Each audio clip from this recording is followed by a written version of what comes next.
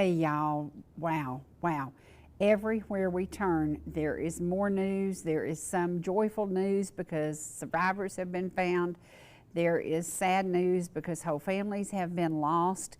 And now Florida is preparing for Milton. And oh my gosh, living in Florida for quite a few years, I can remember surviving and going through hurricanes, and we thought, okay, it's not a big deal. It is a big deal.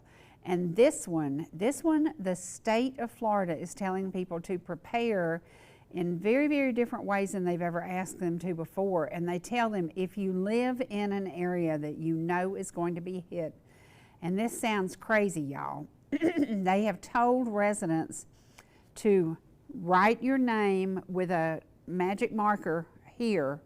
So if something happens, God forbid, and they don't know your name and you're swept away or whatever, that they can identify you. I've never heard of anything like that. I have never, going through hurricanes in Florida, I can remember they came, they hit hard, and then the rain stayed and stayed and stayed and stayed. And once the rain left, then the sun came out again. And because it's flat areas, it's very, very different than cleaning up the mountainous terrain in North Carolina. So very, very different. But this one, Milton, the only thing good I can say is right now, it's a category 5, which it's horrible, is people are preparing and people are exiting and people are getting out and people are trying to do what they can to escape what's going to hit them about 1 a.m. in the morning. Now that's the worst time ever for a storm to hit, but it is going to hit around 1 a.m. tomorrow morning, which is like Wednesday night, Thursday morning. I have family in Florida. I called, I talked to them, I said, please come up here, please come. And they said, no, we'll be okay. You got to think about it. My precious brother-in-law was born and raised in Florida. He's gone through many, many hurricanes, and his daughter, my niece, and her kids are there. And I said, please, please come up here. And he said, we're going to be okay. He has a lot of faith. He has a lot of faith. A lot of faith is going to be getting a lot of families in the Asheville area, in the Hendersonville area, in many, many areas through this stuff. But let's put that on the back burner for just a minute, because something else is very, very important in our nation right now. We are facing the most important election of my time. And I got a call from your dear friend, and he can't be here today, but I have a picture of him, and I want to remind you who he is. And he said, can you get the word out to our viewers? Can you get the word out to these folks? Can you tell them that this is the most important election of their lifetime, of their children's lifetime, of their grandchildren's lifetime? Will you try to knock some sense into some of these people who think that they've always been that party and they're going to stay that party even though they have no choice for a candidate because they can't vote for her? Tell them. And he just got all riled up. And he was riled up. And I said, well, you come and tell him. He said, I can't. I'll probably say something on there I shouldn't say. So I guess I've been doing this long enough that I kind of know what I can get by with and what I can't. So I won't say the words that he said, but he was flustered. He's very flustered. And he said, I have friends that vote that way, and it makes me so mad I could choke them. But he said, you have got to. It is your job. And I said, no, it's your job to come and do this. He said, I can't. I'll say something I shouldn't. So I'm giving you a message from Mr. Ellijay. The most important election in our lifetimes is coming up. On October the 15th, the polls in Georgia open, and you can go and you can vote in person. This is what we suggest you do. You go that day and you vote in person. You bank your vote, you get it in there, and you do what you need to make sure that America turns back the way we need to be going. And if you don't get my drift, Dwight does not vote blue. Do you get that? He votes really red.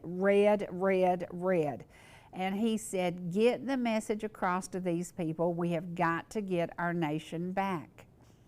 We have seen the disasters that have hit the southeast United States. It's just been horrific. We have seen the response from the current administration, which is pretty pitiful. It is actually not acceptable, not just pitiful, it's not acceptable. We have got to turn our country around, and I've never seen him so riled up. I've seen him riled up a time or two, but now he is beyond riled up, because he said, you got to get these folks to vote, and you got to get them to vote for the right one. And I said, well, you come tell them. He said, I can't, I'll get in trouble. He said, I'll say something I shouldn't. I said, uh-oh. So that's the message from Mr. Ellijay. Please, please get out and vote early. Bank your vote. You know, I was thinking about the things that are happening right now. Okay, we have Milton coming ashore. It's going to be devastating for Florida, and Florida is already recovering from the storm that hit 2 weeks ago. We have the mountains of North Carolina that will never be the same. We will never go there and say, oh, I remember that beautiful cabin on that hill. The cabin's gone. And we're going to share something with y'all right now. It's emotional, it's hard, but it is true, and it's like in Jasper when the tornado on Palm Sunday hit. One whole family, all but one person was lost in the tornado. That one person happened to not be at home. They're dealing with the same things up in the Carolinas, and you know, if you think, well, I lost Uncle so-and-so and I have to go to the funeral home, what if you lost 11 family members? What if you lost your entire family?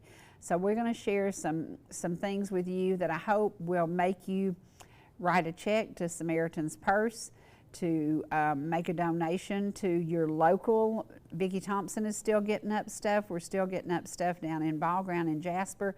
Different areas, people are still taking things. Now they're concentrating on things for winter, because it's going to be cold. They're going to need blankets, they're going to need sweatshirts, they're going to need jackets and coats and flannel shirts.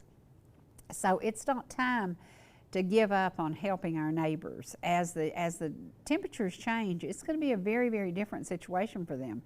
They still don't have housing, and if you get me started on that, I'll be like Mr. Ellijay, I'll get in big trouble, because the motel rooms have been reserved for the government people to be there, which just makes me sick to my stomach, because I'm like, take these people that you have found in the mountains and put them in these hotels, put them in the motels. If they were illegal immigrants, you'd put them in one up in New York City. You'd do it. You're doing it for $500 a night. So come on, get over it. Take care of the survivors. Don't take care of the government officials that are up there analyzing the situation. They can go back to their offices and sit and analyze for what good they're doing. So we have got to take care of our country, our nation, our neighbors. And that's what we've been doing. And again, please remember that Vicki Thompson is still getting up things and continues to help those who can't help themselves. So we're going to show you a little footage. It's pretty tough, but I think we need to see this, and we need to know that just north and just east of us are folks that we could be helping, and I think it's time that we just jump back in and do it again. More than 100 people continue to mourn their loved ones killed by Helene in North Carolina. And tonight, Eyewitness News is learning about one family in Buncombe County. They lost 11 people to the storm. Diane Wilson is in Fairview. This is southeast of Asheville, learning more about the family and their tragedy. Diane. It's unrecognizable now, but this is where I was born and raised.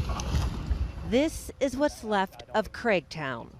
Now Jesse Craig is trying to pick up the pieces, grappling with the incredible loss of losing 11 of his family members. My mother and father, my aunt and uncle, my great aunt and uncle, lost cousins, second cousins, things like that. But 11 people overall from this mudslide. Massive mudslides. You can see the path of destruction. Several homes just gone. There was one up here, a brick house, and then my parents' house, a building. There were buildings through here.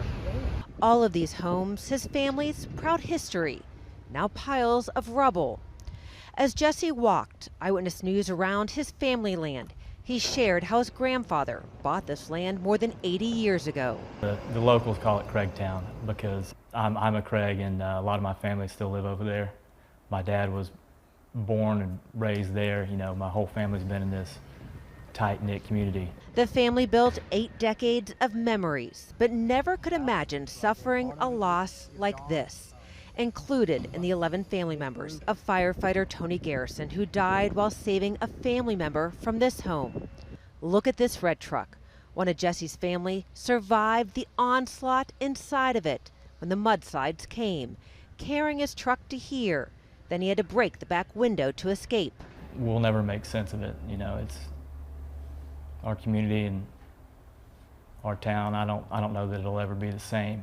Since Helene, Jesse and his wife surrounded by family, friends, and the entire Fairview community, along with total strangers, helping Craigtown, an online fundraiser raising more than $50,000 to help pay for the 11 funerals, medical expenses of those family still in the hospital, and to one day rebuild Craigtown.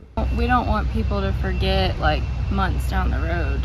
Like this isn't just a week or two fix. This is, We got to be in it for the long haul. This is going to take, years of work, repair. Try to have it recognizable again. And you can hear the heartbreak, and they can't even think about the rebuilding of Craigtown right now for what they're dealing with of losing 11 family members in what they could not even fathom happened there as those mudslides took away so much of what they have loved there in Craigtown for so much. And so this community and total strangers, as I said, just rallying, trying to raise those funds to help them deal with this unimaginable loss. Yeah, that's why the fundraising efforts here in our part of the state, the relief efforts are so important. They will need our help, as they said, for years to come. Yeah, you can't think enough and pray enough for people in this situation. Tonight, for the first time since we showed you the rescue attempt of a Lake Lure couple stranded on a cliff, we now know what happened to the husband. He was left behind after the volunteer chopper pilot who saved his wife was forced to end that rescue effort under the threat of arrest by a Lake Lure fire official. Here's Queen City News Chief Investigator Jody Barr. I was able to look him up a few minutes after I left. And who is this? His title online is the Assistant Chief of Lake Lure Fire and Rescue. This is the man volunteer helicopter pilot Jordan Sidum said threatened to arrest him if he made one more trip up a Lake Lure mountain to rescue another person.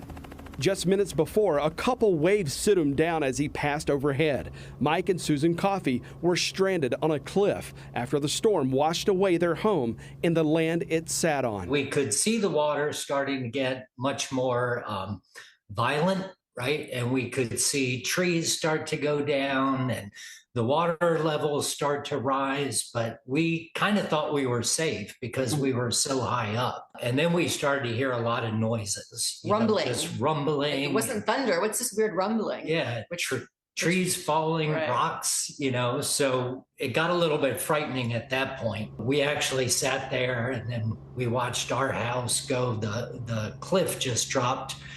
That whole side of the road, the cliff just dropped off, right? All of the trees and the dirt and everything else just started collapsing. For the next 2.5 days, the couple slept in their car, surviving on 2 bottles of water and 2 bags of chips. Friday night, we had the water, we had potato chips, we're also dehydrating. Like, ooh, that was a great pick,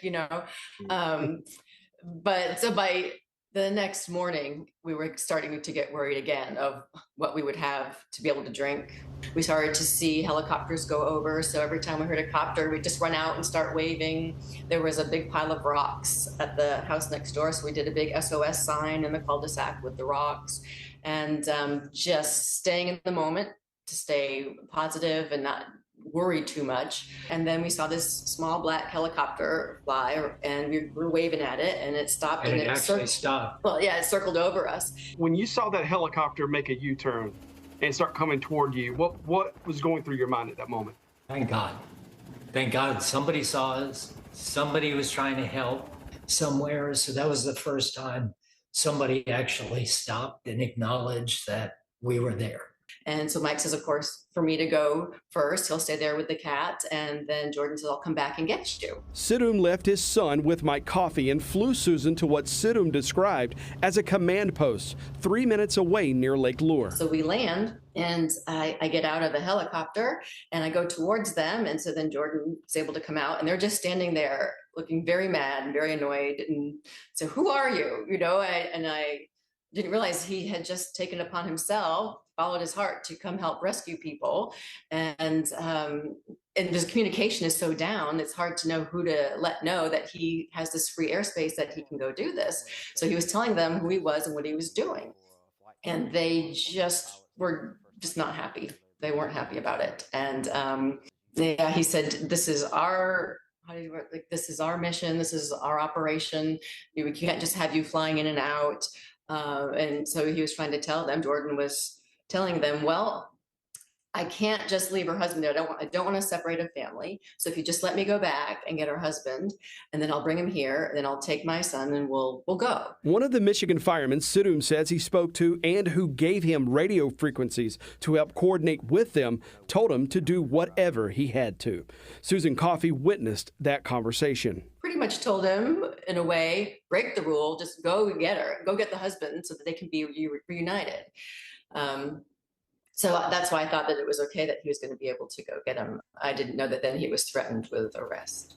He was told just to leave. And so I thought he was going to go get my husband. And he informed me when he got there. And when I got to the door, he said, I am so sorry, but I'm told if I bring you back that I'm going to be arrested and I can't take you back with me.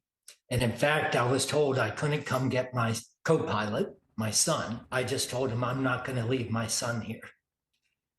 He said, I am so sorry. I don't know what to tell you, but I need to take my son and we're going to leave. And they've told me they're aware of where you are and you will be rescued. He takes off. I had no idea where my wife was. I couldn't comprehend what was going on. Like, how did this make sense? And when, if ever, I was going to be reunited with her, or how long it would take for some other rescue crew to get back to me. So that was the most stressful part of the whole experience. I can watch my house go. I can watch our neighbors' houses go. We were together, right? And we knew each other was safe. And when he left, that thought, right, just kind of disappeared. Like, okay, I don't know what's going to happen from here. Coffey hiked down the cliff and found what he believes is that same Michigan rescue crew from the command post. Probably 25 minutes later, I saw a rescue crew across the river, and I was waving them down, and I was able to get down the banks to our side of the river where I could at least yell and communicate across the river saying, do you have my wife? Do you know where my wife is? And they were giving me the thumbs up. They used ropes to drag him across the raging, debris-filled river to safety. And the very first thing he said to me was, are you okay? Are you Mike Coffey? We've got your wife, so she's safe. So at that point, I could relax, knowing that she was safe. Those guys also, they came down from Michigan. They don't know us from anybody. They were willing to put their lives on the line. They're also heroes in the story. Was there a point in time when either of you thought maybe you may not see one another again? Of course. I certainly did. Yeah. He didn't know who took me, and at that point. I mean, honestly, this guy shows up in a helicopter, he takes your wife, and then he comes back and says, oh, I can't pick you up, right? I had no idea when things go through your mind, right? I was going to see her again, where she was taken. After a few hours, the Coffeys found one another again. So when the bus came back to get me, and then I see the doors open and Mike's head sticks out, and he's like, Susan, Mike, oh my God. I was so relieved that, that he was picked up and that we were back together. In the days after the storm, the communication lines were down at Town Hall. No phone, internet, or cell signal either. We sent messages to Assistant Chief Chris Milton, the man Jordan Sidum said ran him and any other pilot who showed up out of town under threat of arrest. But Milton never responded. Thursday morning, instead of making Assistant Chief Milton available, the town offered its town manager for an interview. So the personal aircraft that landed was not only unauthorized, but also they provided no notification that they were coming, and that did pose a potential risk to ongoing operations with search and rescue. And then, also just wasn't safe for them to be there as regular citizens, especially since we didn't know, who they were or what they were doing there. In the days after the storm, through that Sunday morning, there was no restricted airspace in Lake Lure. The FAA did impose a temporary flight restriction after this encounter between Mr. Sidum and the Assistant Fire Chief Milton. So you all still contend today that no one should have been in that area trying to save these people who had been stranded for 2 days, headed into day 2, next to day 3? Correct. If anything, they should have at least notified Incident Command, who would have authorized them or not authorized them to be in that area. Sidum said he did exactly that. When he landed at the Rutherford County Airport and spoke with the people in charge, Sidum says airport officials told him they were only selling fuel to private aircraft if those pilots were helping in the search and rescue effort. Sidum has the receipts showing a fuel purchase going into Lake Lure that Sunday morning and one after the arrest threat just 2 hours later. And I'm unaware of that. Ms. Stuman, less than 24 hours later, private pilots were being asked to return to that area to do what Mr. Sidum was doing at that time. Do you see how the public may look at that and go, well, that's a little perplexing that, just before he was in severely endangering rescue efforts, and then, less than a day later, they're being begged to come back and help? Well, I can only imagine that they went through the correct chain of command to be authorized to come here.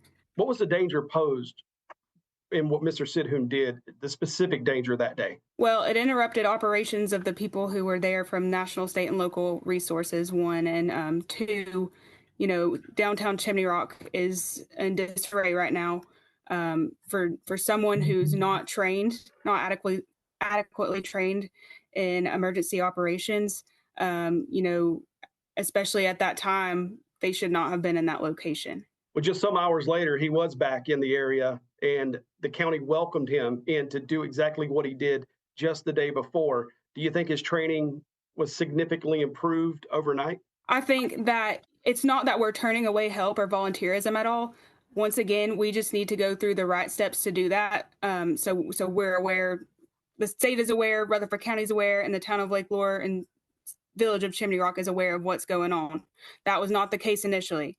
Are you all welcoming those private helicopter pilots who have delivered food and water and medical supplies and are helping rescue human lives from the mountains around Lake Lure? Are you guys welcoming them now? That would need to go through the Rutherford County Emergency Management or the State Emergency Management. I'm asking you as an official, the leader of Lake Lure, North Carolina, are you now welcoming those private helicopters in your community? Yes, if they go through the necessary channels. Do you think that your people on the ground in Lake Lure did what they should have done when they handled this flooding victim that was delivered to them in the encounter between Assistant Chief Milton and this private pilot? Yes, sir. They were doing what they were supposed to do at that time. And, I can't speak highly enough of Mr. Milton and all of our emergency personnel that's here right now. They've been out here for days on end, putting their lives on the line to save people. And, they were doing their job. What would you say to him today? I would ask that why he didn't take the time to assess the whole situation and make a better decision. As an emergency manager, director, and assistant chief of the fire department, that's the time that you should try to be coordinating with outside agencies to get more help in. That's your job title, and there wasn't much coordination going on. Sidum told us the only thing he regrets is leaving Mike Coffey behind, and whatever price he had to pay, he should have paid it. I'm sorry. If I had to do it over again, I would have stopped and I would have rescued as many people until they decided they were going to arrest me. He got my wife at his own cost, at a risk to himself, and he was the one person who actually stopped to help just because he could, right? I mean, he got in his helicopter and flew up there just because he knew he could make a difference to someone. And he did. He's a hero. Yeah. I'm sure everyone's stressed in that scenario, but he was following his heart and doing the right thing. Maybe there were rules that somebody would like to impose order on the chaos, but the bottom line is getting those people out of there. And even if I had never been rescued, knowing that she was safe because what he did would have been enough. So thank you, Jordan. Thank you. Less than 24 hours after we interviewed Jordan Sidham, he was invited back into the disaster area, along with dozens of other private chopper pilots. A massive all-volunteer supply and rescue effort is working out of the Hickory Airport, doing flight rescues and delivering supplies to places where military helicopters are just too big to get into. The latest numbers we have show those volunteer pilots have rescued somewhere around 200 people and have delivered several tons of food, water, and medical supplies to people still stranded in the North Carolina mountains. In the aftermath of Hurricane Helene, Queen City News wants to remind you about the ways that you can help. And when you scan the QR code on your screen, it'll take you to our website with more information on contributing, and you can find that information online at qcnews.com.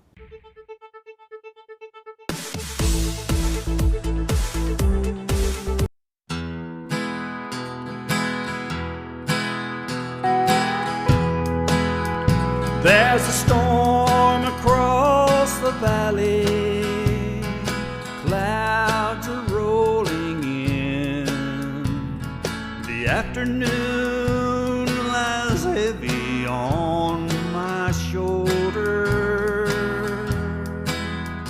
There's a truck out on the 4-lane, a mile or more away, and the whining of his wheels just makes it colder. He's an hour away from riding on your prayers up in the sky. 10 days on the road are barely gone. There's a fire softly burning, supper's on the stove, and the light in your eye keeps him warm. And hey, it's good to be back home again. Sometimes this old farm feels like a long lost friend. Yes, and hey, it's good to be back home again. There's all the news to tell him. How'd you spend your time?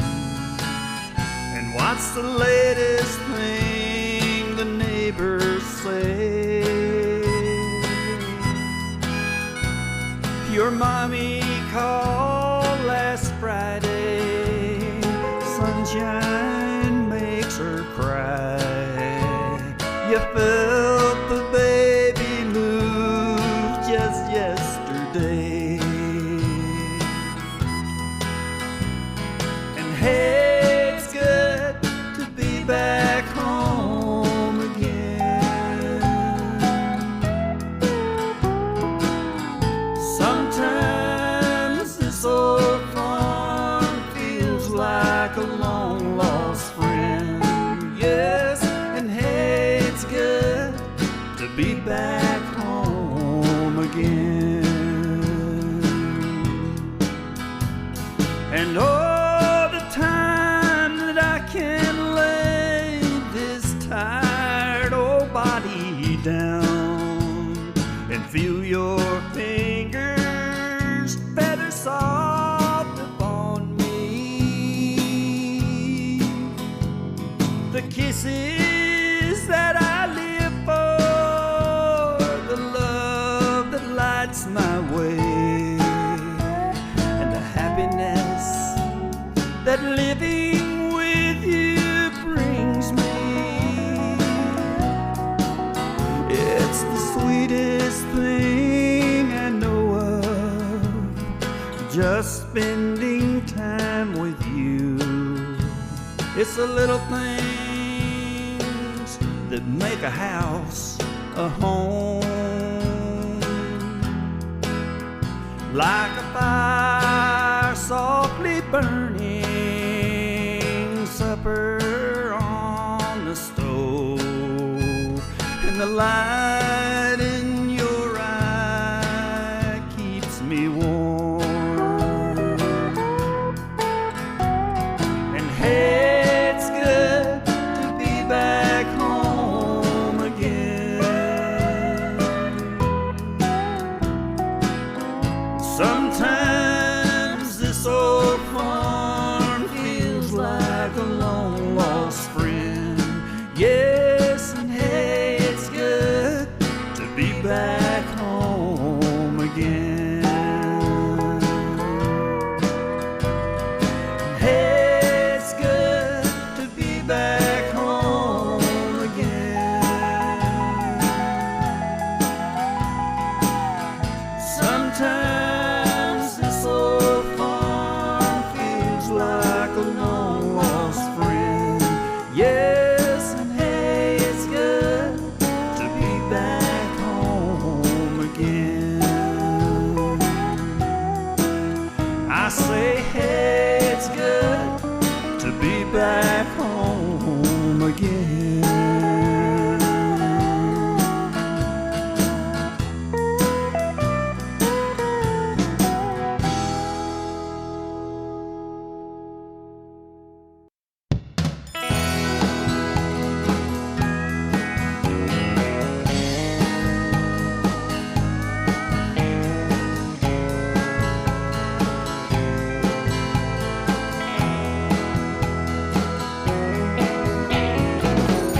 Misty mountain, rainbow sky, a faraway look in your eye. Tell me, have you had enough?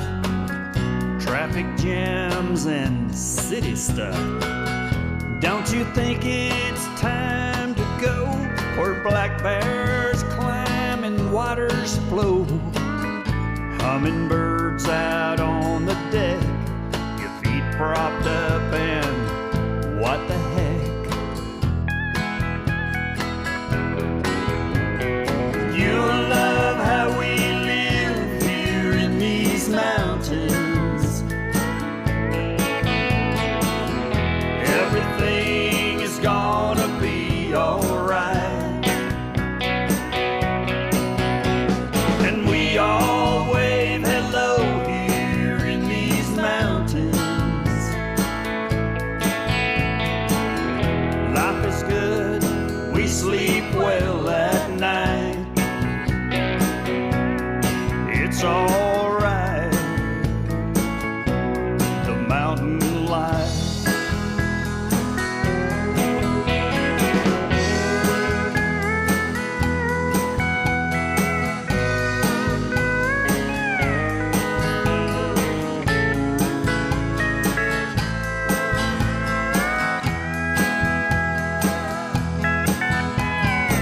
So plan a trip to Ellijay and see the bright red Georgia clay, from Notley down to Carter's Lake.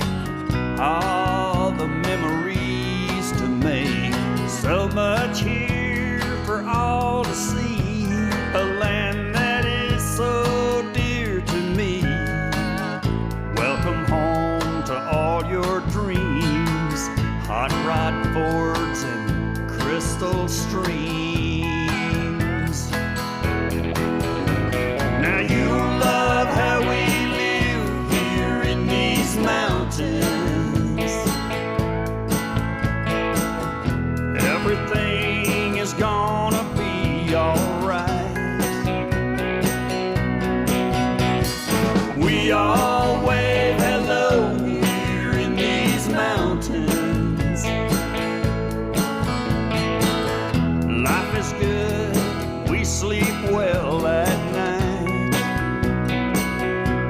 And it's alright, the mountain life. It's alright, the mountain life.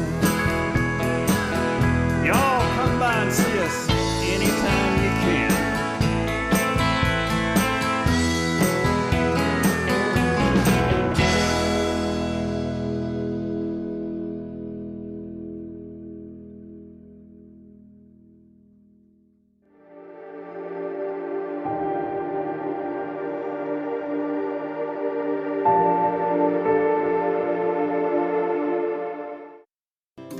Whether you're in the mood for chicken strips, a delicious burger, our classic banana split, or an upside-down thick blizzard treat, we've got you covered. Hot and fresh food every day, every time. And delicious DQ soft serve make the perfect pair at your favorite place. Not fast food, fan food fast. Your Blue Ridge, Ellijay, and Jasper Dairy Queens are your meet, eat, and treat headquarters. Thank you for choosing DQ. How may I serve you? Elmer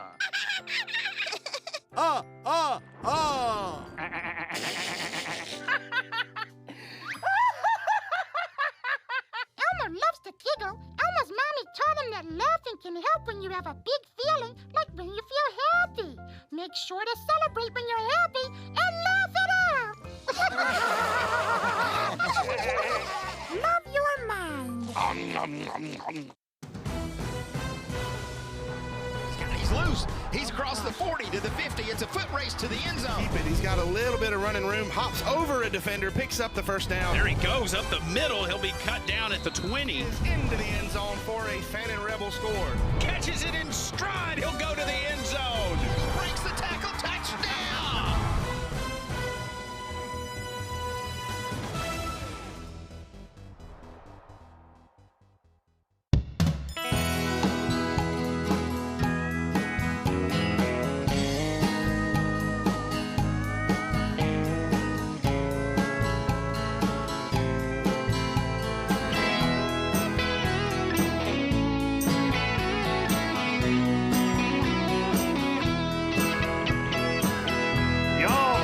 See us anytime you can.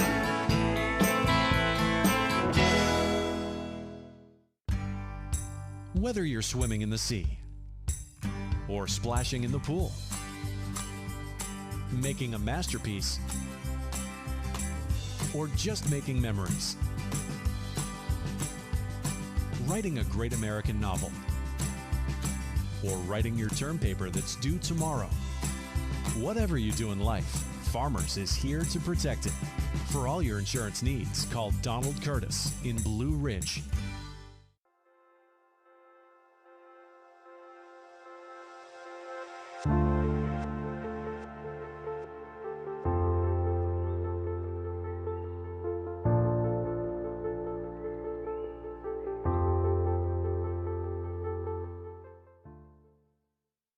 Hey y'all, we talked about this last week. You know, we know, I know that that storm was destined to hit us. It was going to hit us, take a left, and go into Nashville. That's the exact plan that the weather situation, they kept saying, it's coming straight up here. Our governor said it. He said for us to prepare. Honestly, I thought that we would have lost everything because of the situation and the storm and the rain and the winds. I never dreamed that I'd be sitting here today. I thought that Georgia was going to take that direct hit because that's what the weather said. So as we are feeling blessed, we should also continue to pray for North Carolina, for South Carolina, for the edge of Tennessee, for South Georgia, Valdosta, Augusta. They are still very, very affected. And so I hope that what we've shown you today will open your heart and open your purse, and you will send a donation to Samaritan's Purse. That is the first responders who came on the scene, Valdosta, Augusta, South Carolina, North Carolina, long before anybody with the government showed up. So please, that is a nonprofit. Billy Graham's family started it. They have maintained it for year after year after year, all volunteer. amazing, amazing support system for all of us, and one day we may need that. Watching those clips, it reminded me of Turtletown, Tennessee. It reminded me of Turnip Town here in Ellijay. It reminded me of so many things that are right in our backyard. If we had taken the hit that North Carolina took, we would be asking for help too. So please today, if you can, if you're able, help Samaritan's Purse. So now, things to do for us in these beautiful, beautiful mountains. October the 10th through the 13th, that's Thursday, Friday, Saturday, and Sunday, the Georgia Mountain Fair is going to be wide open, and you need to go and get out and walk around Lake Feauturing and spend a little time with friends and enjoy the mountains. We've been dealing with so much of this, and it's really depressing because even though we're all okay, we know that friends and neighbors aren't. And so maybe we need to get out, we need to smile a little, get a candy apple, get some popcorn, get you a big old ice cream cone because they've got some good ones up there, and just walk around and look at the beauty of the mountains of North Georgia and say, thank you, Lord. Thank you for all of this. There are going to be concerts all weekend long. You can get all kinds of information about that. And again, it is just $7 to get into the fair, and that takes you into all the fairgrounds, the exhibits, and the food vendors all through there. And then if you want to buy tickets for the concerts, you can do that. Also this weekend, as you know, ETC does live football games, and this weekend on Friday at 7 o'clock, it's going to be Copper Basin football live against Concord Christians. So please tune into that and know that ETC is about neighbors serving neighbors. Always have been, always will be. Now we're going to go back to something that's very, very special to me because number one, love Ann Futch, love Charlene, lot of fun, lot of sweet memories in a very special kitchen, and a lot of sweet memories of people that just blessed our hearts. There's nothing like going to R&A Orchards and picking up some fresh apples. I've actually been experimenting with apple pies, and y'all, I can't wait to share something I'm going to share with y'all. Before Joyce Bryson left this earth, she gave me a disc with 900 pictures on it.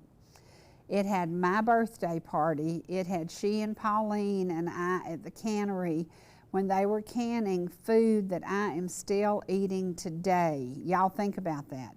I made fried apple pies with some of the apples that they had put up.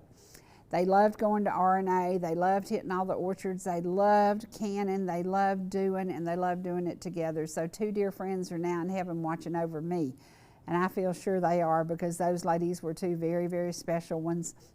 But I'm going to bring in the disc, and we're going to choose and pick and do some little clips, because it was amazing. You know, Angela died on my birthday. So obviously there was no birthday celebration. There was no celebration for about a month and a half. And then Joyce Bryson and several other friends got together and had a birthday party for me. I didn't even know there were photographs of this, because when you think about it, I was still in a daze. But on this disc yesterday, I only saw this disc yesterday, and think about it, Joyce has been gone a long time. I just haven't been able to look at it. And when I did, there was my birthday party, and I thought, oh my gosh, how much those ladies loved me. Yeah, they did. Yeah, they did. So if you love somebody today, pick up the phone and call them and tell them. If you appreciate somebody, pick up the phone and call and tell them. So we're going to take you now to just a little, it's a short clip. We're going to be 7 or 8 minutes of it, of a very, very special Heart of the Home.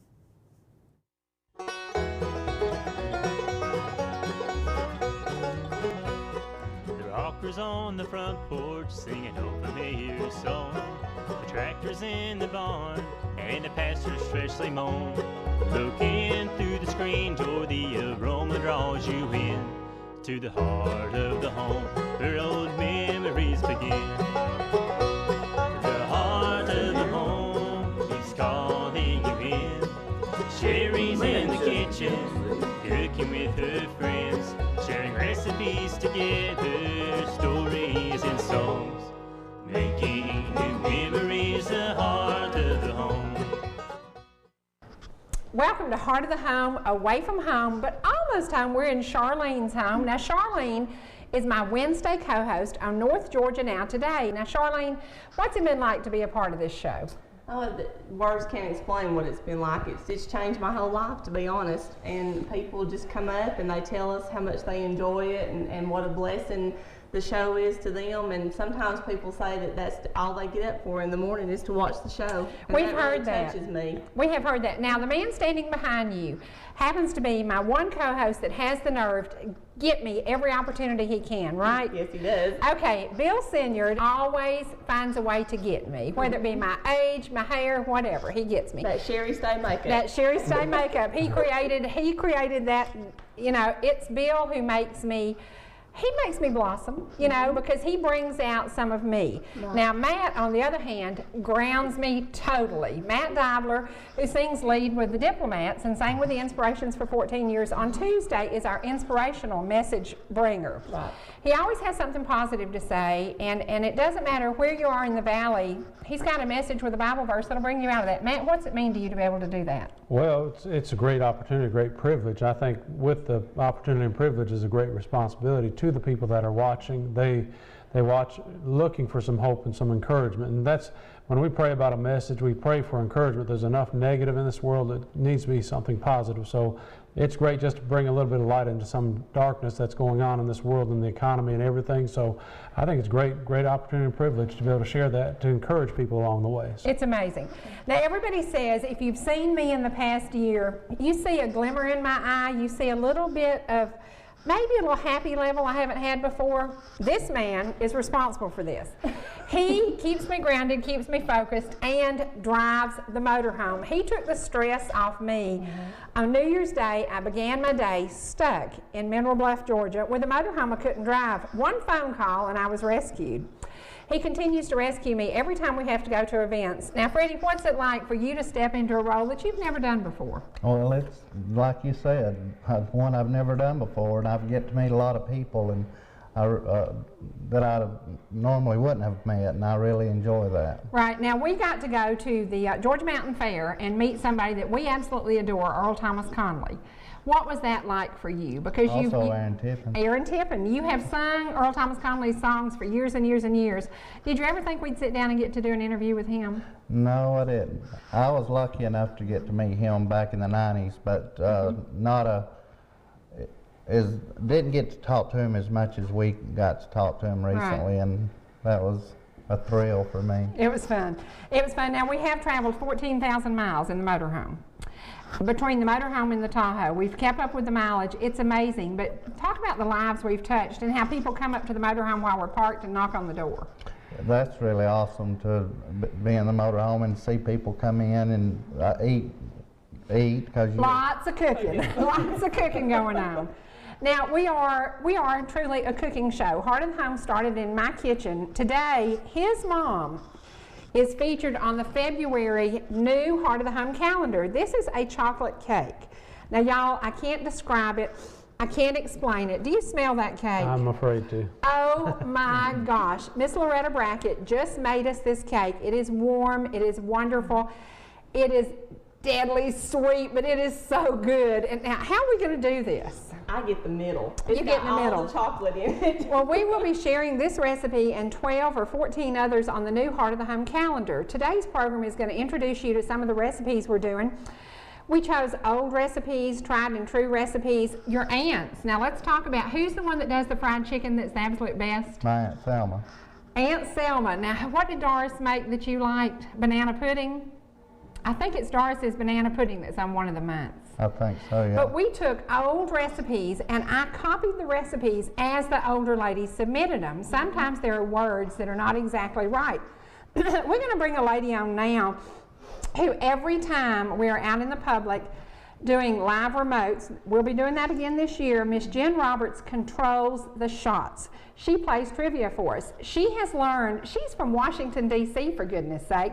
Born and bred Atlanta, went to D.C., worked in the Reagan administration, and now is back in Georgia. And she's going to talk a little bit about what it means to be back in a community where we have older people, tried and true recipes, wonderful things happening. Jen, can you come on down and let's talk to her a minute?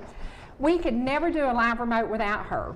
This year, you went from being Miss City Slicker to Country Bumpkin. Talk about what it's like. Well, I married the most wonderful man in the world. I was fortunate enough to become involved in some activities up in McCaysville, Georgia, based on my friendship with you, and we do a community meal up there every Monday night. And I met a gentleman there, and he literally swept me off my feet. He asked permission from me first, and I said, wait a minute, Bubba, I got to get to know a little bit about you. He tells me now he was making you feel good.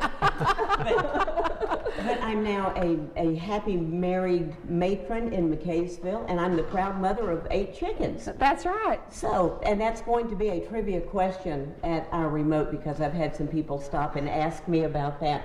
And we prepare a lot on all of these programs that we do, because you have an audience that's so wide-reaching. I met a lady yesterday who was a caregiver for 2 older couples in Morganton, and she gets there at 7 every morning, and they turn on at 7, and they wait until 8:30, and they feel that they're vitally involved with you and Charlene and Bill, and she had some words about Bill, but we'll share those later. But Matt, and she asked me, she said, I heard you got chickens, and I said yes, and she said, well, what are they? And I said, well, one's named Matt, one's named Charlene. I said, there's a Bill, and we were laughing about things like that, and she said, but I feel like I know you. She said, I've not met you, but I feel like I know you. I think that's the most important part of this program. The morning show does connect us daily.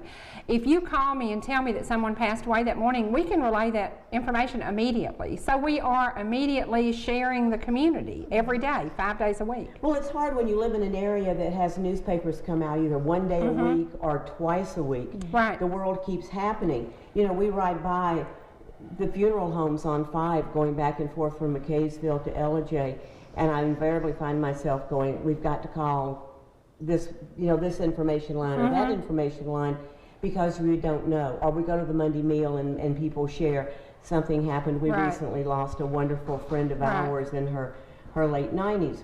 But that's part of putting all of this together, is rolling all of that info that people stop and give us. Someone asked me one day, was Bill your son or was Matt my son? And I thought, no. You and I both are now in trouble. No.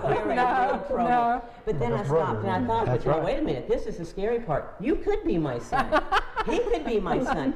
And I love my son, but I'll take both of these guys because they're really good. Hey, what about me? I was about to say, she's my other surrogate daughter. And you got full claims on Freddie, so I'm not going there. Well, there is somebody missing today, and we want to say hello. My Friday co-host, Angela, had major surgery yesterday, but we are very pleased to tell you she was battling cancer, and everything looks so good. She is actually going home as we speak. She should have been here today, but surgery, do the show. Nah, I couldn't do that. We want to say hello to her, and I think we have to say good morning, Angela. Best wishes to you. We love you, and we miss you. Wish you were here with us. There are some people here with us who brought us apples. We're going to talk apple country. We're going to talk about simple recipes from Waldorf salad to fried apple pies to an apple dip. We're going to share some recipes with you that have been on our calendars and will be on the calendars. Right now we're going to take a break while oh my gosh, what are we going to do with this? 3 things that can never be too rich: men, chocolate, and coffee. This one is great. We'll be right back. Oh my gosh, what a sweet memory. What a sweet memory to see Jen, and it was crazy, y'all, how much fun we had doing Heart of the Home, and I will forever be thankful to Fred Wyndham and his guidance and his amazing, amazing work ethics. God, do I love that man. Jesus needed him worse than I did, I guess, but someday I'm going to ask Jesus, why'd you take him so soon? Wow. Okay, y'all, the storm is coming tonight to Florida. Please, please, please pray. I have family down there. I have friends down there. We all know somebody who either has a home in Florida, lives in Florida. Evelyn has a sister down there and a brother down there. We have got to get together and pray hard. This is going to be a tough, tough storm. It's going to be really, really hard for a lot of people, and many people will lose everything. You've seen the result of what happened in North Carolina. You can wake up tomorrow and have nothing left. If you have your life, you'll be blessed. So Please pray, pray, pray that Milton finds mercy and he stops somewhere and he slows down, because it looks like it's going to be really, really, really bad. We're going to end today with Dwight Sanford, Mr. Ellijay, doing a song that I think we all need to hear today, Amazing Grace. Amazing grace, how sweet the sound that saved a wretch like me. I once was lost, but now I'm found, was blind, but now I see. 'Twas grace that taught my heart to fear, and grace my fears relieved. How precious did that grace appear the hour I first believed.